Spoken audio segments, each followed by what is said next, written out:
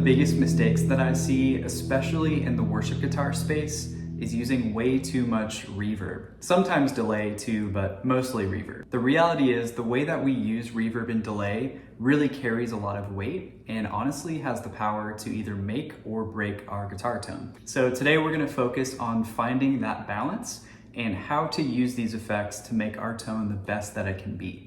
Before we jump in, I do want to mention that this is the third video in this series where we are crafting a worship guitar tone. So in case you're jumping in now, I'll go ahead and link up top part 1 so that you can go ahead and watch those two and then meet us back here.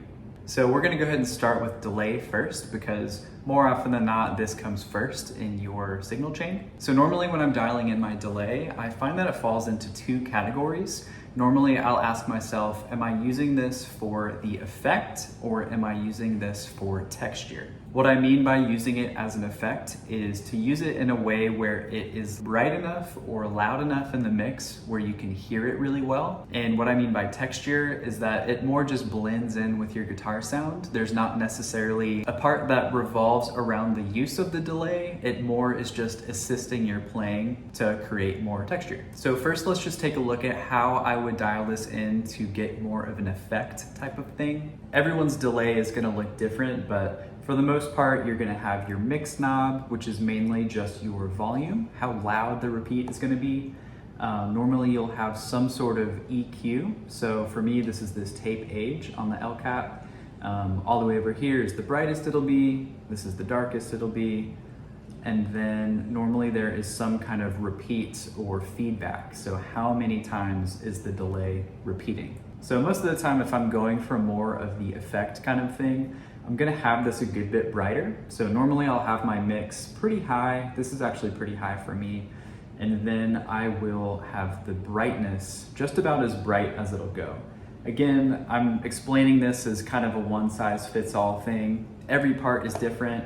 You're probably going to be dialing this in differently for different songs and different parts, but just as kind of an overall thing, if I'm gonna dial this in and really go for a part where the delay is gonna be heard, I'm mostly gonna wanna have this be loud and bright. So here's an example of how that would sound.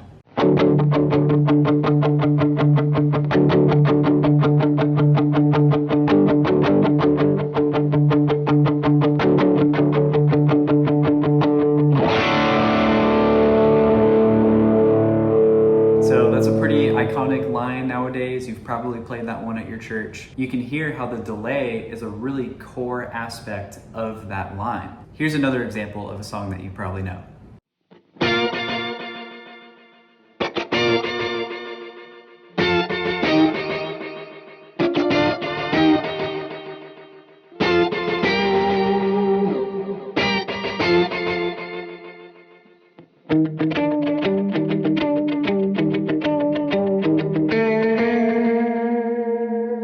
So again, really iconic part. I am using some modulation effects in here too, but the delay is really the thing that makes that part shine. So like I mentioned a little bit ago, if a part doesn't necessarily fall into that effect category, normally in my head, I'll kind of place it in a texture category. And again, I'm just using the delay to more assist my playing. It's not necessarily supposed to be this loud out front part. So if we take a look at my delay, normally I will back off a lot of that volume. So it's just gonna blend in a little bit more to my playing. I'm probably gonna make this a little bit less bright too. And I'm actually gonna bring back these repeats just a little bit, so it's not gonna trail too far. So here's an example of how I would use a setting like this in a song.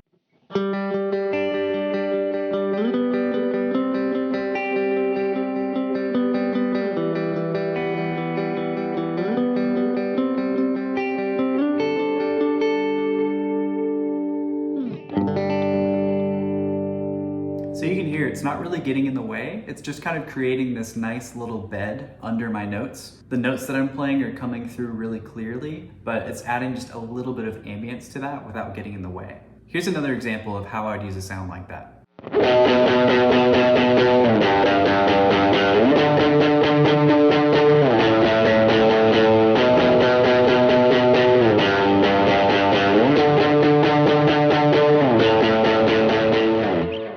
and it's really out of the way. You almost can't even hear it when I'm actually playing, and it creates this subtle doubling effect, which can actually make your guitar sound a lot thicker. So moving into reverb, I like to think similarly as I did with the delay, so thinking of those two categories, but reverb is just a lot more nuanced. It's not necessarily gonna just fall in these two categories. So really the main question that I ask myself is, how am I gonna use reverb to enhance the part? And this is where it gets tricky, because this is where the desire comes in to dial in way too much reverb. Because when you're playing by yourself, even something similar to what I did in the intro to this video, it sounds great to just throw on a ton of reverb, but when you show up to rehearsal and now all of a sudden you're playing with the whole band, things really change a lot, because now you're competing for your space in the mix. So the biggest mistake to avoid is using too much reverb, because that's just gonna make you disappear from the mix. If anything, you'd rather actually have too little reverb than too much, because at least with too little, you're still being heard, but with too much, you're just gonna get washed out. So when I'm approaching reverb, normally I like to have 3 settings on hand. I like to have a short, a medium, and a long reverb.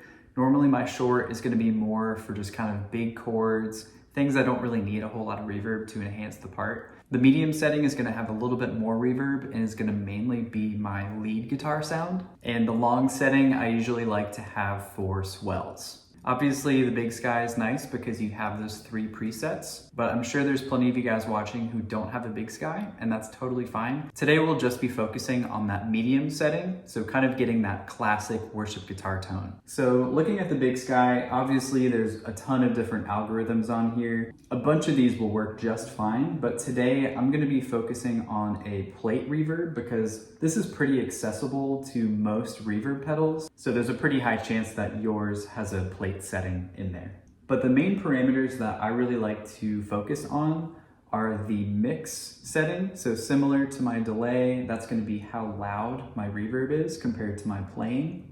The decay, which is going to be similar to the repeats that we talked about with delay, that's just going to be how long your reverb persists, how long it goes for. The tone knob is a nice option. I know not all reverb pedals have that, but that's pretty important to me so that you can sculpt it a little bit better. And not a lot of reverb pedals have this pre-delay function on there, but for me, this is honestly one of the best settings to have on a reverb pedal. Basically what that does is the higher that pre-delay knob is turned up, the more space there will be between the attack of the note and when the reverb blooms in. So here's actually just a really quick example of what that sounds like.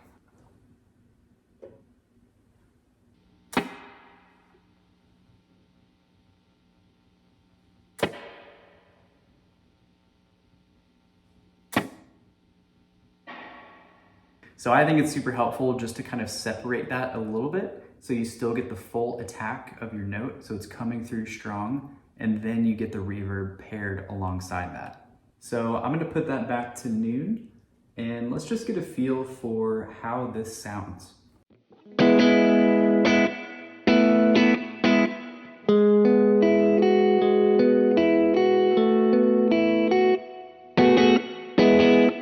So definitely nothing wrong with that. It's definitely a little bit short. I'm gonna want some more for more of that lead guitar sound. So I'm gonna turn up the mix a little bit, and I'm also going to turn up the decay just a little bit.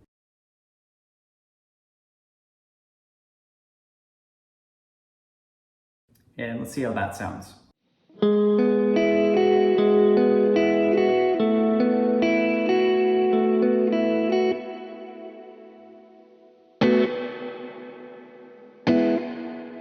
So a few things that I think will really help with this are turning up that pre-delay, like we talked about a little bit ago.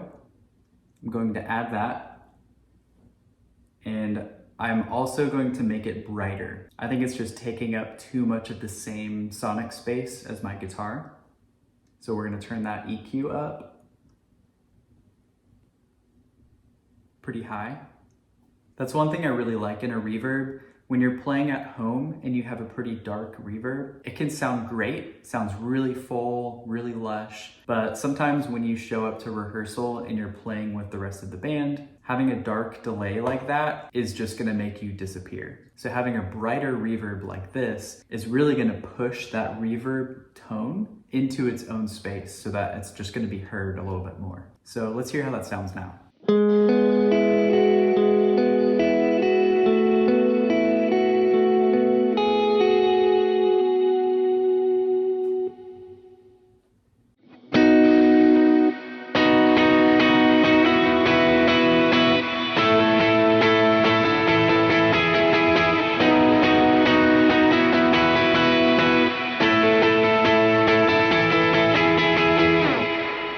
So I'm pretty happy with that. You might be thinking that it sounds pretty bright, kind of harsh, but I promise you, once you're playing with other band members and you're in a mix, those trails are gonna sit in a really nice place that's gonna get your guitar heard. And you can hear too that the notes that we're playing are coming through very clearly. I do want to mention really quick too that I have all of my Big Sky patches that I use in all of my YouTube videos, as well as in the intro to this video, available for download at my website. So I'll have the link to that right down here in the description so you can go check those out yourself. All right, so now that we're happy with our delay and our reverb sounds, these two effects together really have the power to turn apart from good to great. So just really quick, here is how those two sound together.